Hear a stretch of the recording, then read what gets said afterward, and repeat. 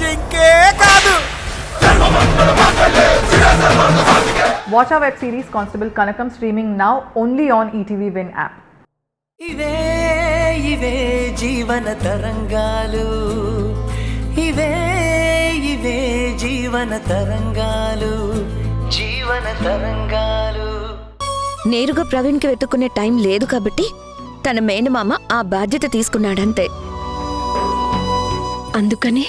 అందుకని తనకి పెళ్లి సంబంధం చూసి పెట్టినందుకు రిటర్న్ గిఫ్ట్ కింద పెళ్లినే ఆపేయమని చెప్తే, తప్పు చేసినా సరే తనని కాపాడమని అడిగితే, don't you think it's very silly? అలా చేసుంటే ఏం చేయగలగని చెప్పండి పిన్ని. నువ్వు ఆలోచించినట్టు అందరూ ఆలోచించాలి కదా. పెళ్ళాగిపోతే నా వల్లే అనేవారు. అంటే వాళ్ళ అబ్బాయి తరపున వాళ్ళు వాళ్ళ అమ్మాయిని పెళ్లి చేసుకుని తనకి కొత్త జీవితాన్ని ఇస్తున్నారు కాబట్టి వాళ్ళ మొత్తం కుటుంబాన్ని గౌరవించాలి, గౌరవిస్తాం. కానీ వాళ్లలో ఎవరైనా తప్పు చేసినా మోసం చేసినా కూడా వదిలేయాలంటే అందుకోసం మీ నిజాయితీని కూడా పక్కన పెడితేనే బంధం నిలబడుతుందనుకుంటే, రేపు ఇంకేదైనా ప్రాబ్లం వచ్చినప్పుడు అప్పుడు బంధాన్ని తెగదెంపులు చేసుకోవడానికి గ్యారంటీ ఏంటి? కాబట్టి మీరు నా పెళ్లి కంటే ముందే ఈ పని చేయడం మంచిదైంది. పెళ్లి కోసం మీరు మీ డ్యూటీ పోస్ట్పోన్ చేస్తే మీ పర్సనల్ ప్రయారిటీ కోసం కేస్ మ్యానిపులేషన్ చేశారని మీరు బ్లేమ్ అయ్యేవారు. థ్యాంక్స్. అంతేకాదు, మీరిలా చేయడం వల్ల పెళ్లికి ముందే వాళ్ళ బిహేవియర్ కూడా తెలిసిపోతుంది. మీరింతకు ముందు నాకు ఒకసారి చెప్పారు, మనిషి తనకు అనుకూలంగా ఉన్నప్పుడు చాలా సభ్యత సంస్కారం ఉన్నట్టు కనిపిస్తాడు, కానీ నెగటివ్ సిచ్యుయేషన్స్ వస్తే మనిషి అసలు నిజ స్వరూపం బయటకు వస్తుందని చెప్పారు. ఇక ఇప్పుడు మీరు చేసే రైట్స్తో ప్రవీణ్ వాళ్ళ ఫ్యామిలీ ఎలాంటిదో తెలిసిపోతుంది. మీరు చేసిన హెల్ప్కి థ్యాంక్స్ పిన్ని.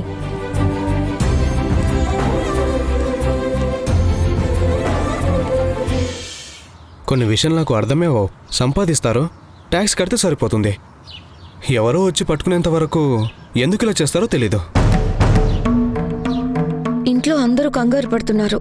అమ్మ, అమ్మమ్మ, మామయ్య కూడా చాలా కంగారు పడుతున్నారు. పలకరించొచ్చాను, but there is nothing I can do. అమ్మెళ్ళి పిన్నిని కోప్పడొచ్చింది. ఎందుకు? దేవికా గారు నాకు పిన్ని, ప్రమోద్ గారు మీకు మావయ్య. మనం ఇద్దరం పెళ్లి చేసుకుంటున్నాం. ఈ టైంలో పిన్ని వెళ్ళి మావయ్యని ఇబ్బంది పెట్టడం కరెక్టా అని. మామయ్య తప్పు చేశారు, మీ పిన్ని రైట్ చేసింది. దానికి మన మ్యారేజ్కి ఏం సంబంధం ఉంటుంది? లేదంటారా? లేదు. అంత సింపుల్గా తీసుకున్నారా? అవును, అంతే కదా. మీ మావయ్య వచ్చి హెల్ప్ చేయమని అడగలేదా? లేదు. ఒకవేళ అడిగుంటే? ఇట్స్ పొలిషనల్. తను తప్పు చేసి దొరికిపోయి నన్ను హెల్ప్ అడిగితే ఎలా? అది చాలా అసహ్యంగా ఉంటుంది. మామయ్యకు తెలుసు, ఆయనకు సంస్కారం ఉంది. నన్ను ఇలాంటి విషయాల్లో ఆయన నాకు చెప్పి, నేను నీకు చెప్పి, నువ్వు దేవికాంటితో మాట్లాడి తను ఈయన్ని వదిలితే మనం చేసుకుంటున్నది పెళ్ళా? లేకపోతే నాకు సంబంధించిన వారిని విడిపించడం కోసం జరుగుతున్న మల్టీపర్పస్ అగ్రిమెంట్ కాదు కదా. Good to hear that. అమ్మమ్మ పెళ్ళికి ఇబ్బంది అవుతుందని అనుకుంటున్నారా? మరి మీ పిన్ని? మీ మావయ్య వెళ్ళి కలిశారంట పెళ్లి విషయంలో ఎటువంటి టెన్షన్ వద్దు అని. But she was not sure. మరి నీకేమనిపించింది? ఇలా అని అనుకోలేదు. అయితే మీరేమంటారో దాన్ని బట్టి నేను ఎలా రియాక్ట్ అవ్వాలనేది డిసైడ్ అయ్యాను. అంటే? మీరు ఇష్యూకి పెళ్లికి ఏ సంబంధం లేదంటేనే పెళ్లి. ఒకవేళ లింక్ పెట్టాలని చూస్తే ఈ పెళ్లి జరిగేది కాదు. ఎందుకు? మీరు మా మావయ్యని కలిసింది 6 సంవత్సరాల తర్వాత. ఆయనని పెళ్లి విషయంలో హెల్ప్ అడిగారు, ఆయన చేశారు. అందుకు ఆయనకి ఏదైనా మంచి చెడు అవసరమైతే చూడడంలో తప్పులేదు. కానీ తప్పు చేసే చట్టానికి దొరికిపోతే అందులో నుంచి తప్పించడానికి మన పెళ్లిని అడ్డం పెట్టుకుని మీరు హెల్ప్ అడిగితే అందరిలాగే అవకాశవాద అయ్యేవారు కదా. నేను సంబంధం కలుపుకున్నదే నాకు ఒక తోడు కోసం, అంతేగాని ఈ పెళ్లిని ఆ ఇష్యూతో లింక్ చేసి మా మామయ్యను తప్పించాలని చూస్తే అది పెద్ద బ్లెండర్ మిస్టేక్ అవుతుంది. ఫైన్, నా జడ్జిమెంట్ తప్పు కాలేదు. ఈ ఇష్యూ జరగడం ఒకందుకు మంచిదే అనిపిస్తుంది. దీనివల్ల మన క్యారెక్టర్స్ ఏంటో పూర్తిగా తెలుసుకునే అవకాశం వచ్చింది. అలాగే మీరు మాట్లాడింది విన్నాక, నేను చెప్పింది అర్థం చేసుకున్నాక మనకు ఒకరిపై ఒకరికి గౌరవం పెరిగింది. ఇంటికొచ్చి అమ్మ కూడా ఒక మాట చెప్పండి, చాలా సంతోషిస్తుంది.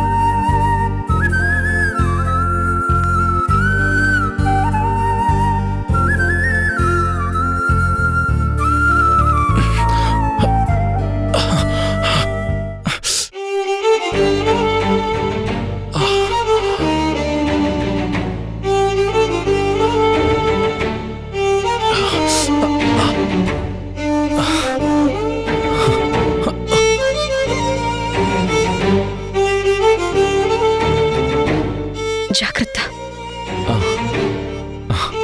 పర్లేదు దేవిక.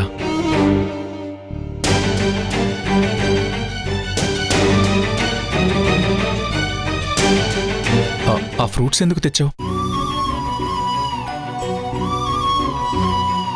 ఎందుకలా అడిగారు?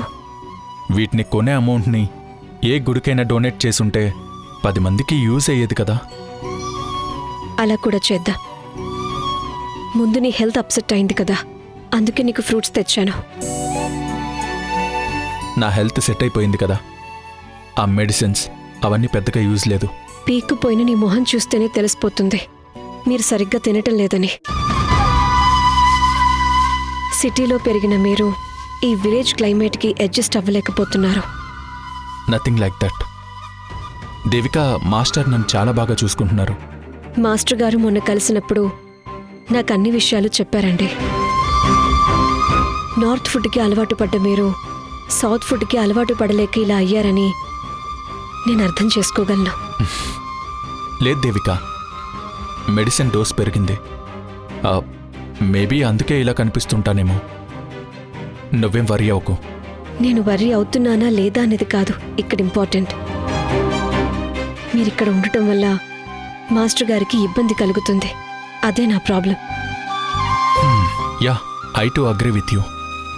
ఆ విషయంలో నేను కూడా గిల్ట్ ఫీల్ అవుతున్నాను. ఎలాగూ ఇక్కడ హాస్పిటల్స్ లేవు, ప్రాపర్ పెయిన్ కిల్లర్స్ లేక మీరు సరిగ్గా నిద్రపోవట్లేదని తెలుస్తుంది. దేవిక, తొందరలోనే అన్నీ సెట్ అవుతాయి. ఈ టాపిక్ వదిలేసి నీ జాబ్ ఎలా ఉందో చెప్పు. ఆ డీటెయిల్స్ అన్నీ తర్వాత చెప్తాను. ముందు మీరు ఇక్కడి నుంచి సిటీలో ఉన్న మా ఫ్రెండ్ వాళ్ళ ఇంటికి షిఫ్ట్ అవ్వండి. తనకి నీ సిట్యువేషన్ చెప్పి నీ హెల్త్ సెట్ అయ్యే వరకు అక్కడే ఉంటామని చెప్పాను. వాళ్ళు కూడా ఎలాంటి లోటు లేకుండా కేర్ తీసుకుంటామని చెప్పారు. ఓకేనా? నీ కళ్ళెదుటే నేను ఎలా ఉన్నానో కనిపిస్తున్నా. నాలో వచ్చిన చేంజ్ ఎలాంటిదో నీకు అర్థమైనా ఇంకా నన్ను యాక్సెప్ట్ చేయాలని అనిపించట్లేదా?